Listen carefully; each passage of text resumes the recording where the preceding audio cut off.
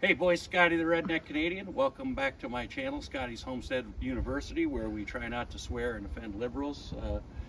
Today is like the second day of deer season here in Michigan. Yesterday we spent it, Katie and I spent it all day milling up planks for my tiny cabin that needs to get finished up front, and we're going to do a little series about updates to the tiny cabin. So if any of you guys are into tiny houses, which most of you probably are, then hey, you can get that. But today we're going to go over the Sawmill because I never did a video on this yet. This is like one of my most important tools around here. This is a Lucasmill swing blade sawmill. How it works is we're going to lay the log in here. I made these log chocks. This one's actually bolted to the concrete. The one over here is movable so that I can deal with different length logs. And how this swing blade works is it's a buzzsaw blade that spins here. You bring the whole trolley through the log. And then when you get to the end of the log, you pull that lever there and you can see it spins the blade 90 degrees. And then you go back through the log. And then when you get done, you got your finished piece of lumber. So there's a setting here for your width, and then these cranks here have a scale on them, so you lift your tracks up and down. So and we had this for, Hank and I figured out last night, we had it for about 10 years. I mean, we built this deck over here with it, and we built our deer blinds, and my tiny house, and a sugar shack. The sugar shack. Yeah, we built all kinds of stuff with it. So it's been pretty good. This company sucks, Lucasmill.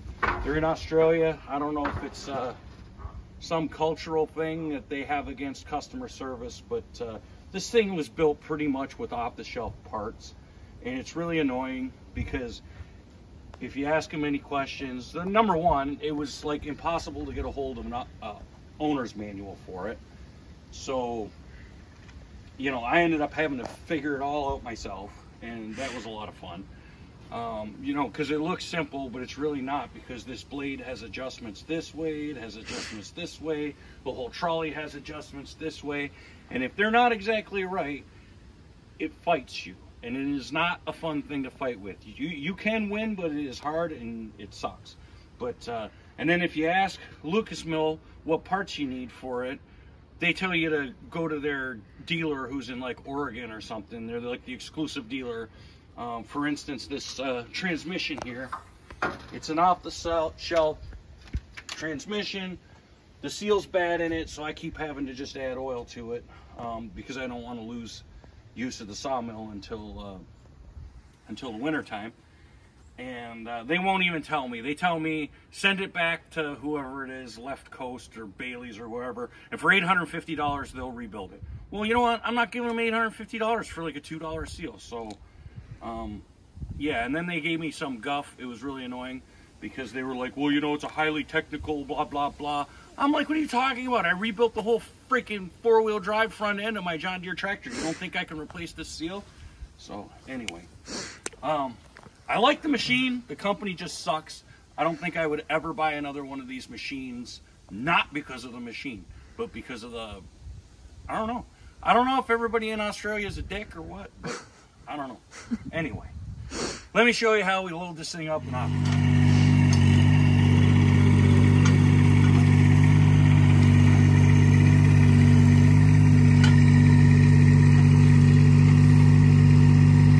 You gotta get it just right.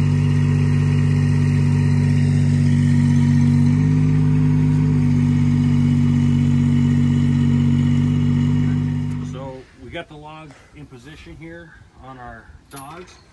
I got it set up to make sure. I'm going to just skin the top of this log off. I got it set up so it'll go all the way down.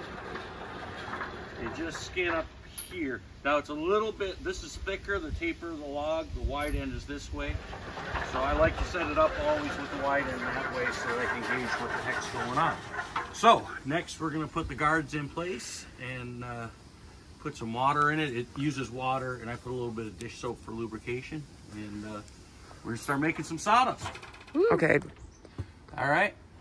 So we're going to flip this blade so that it's vertical. go back through it.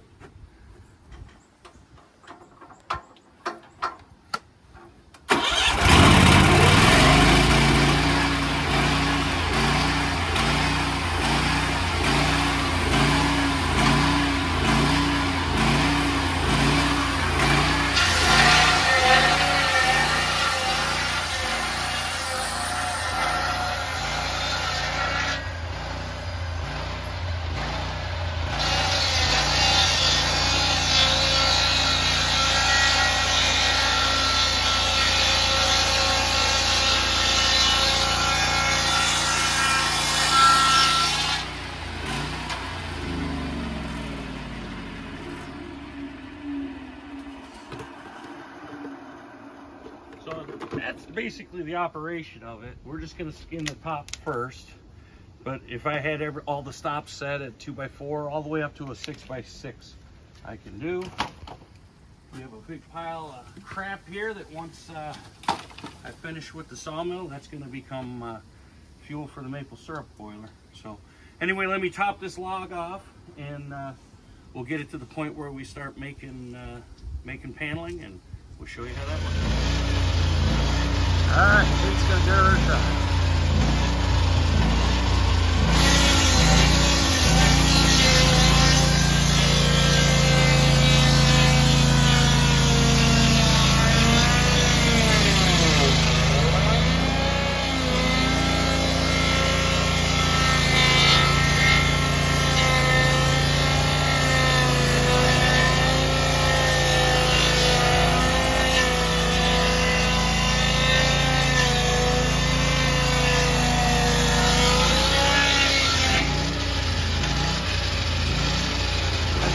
Flip the blade, go in.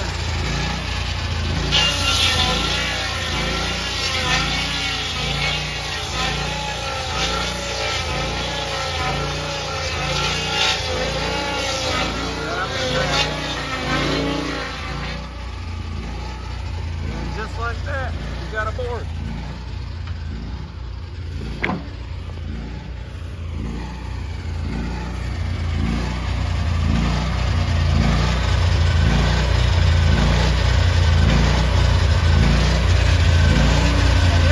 Got it.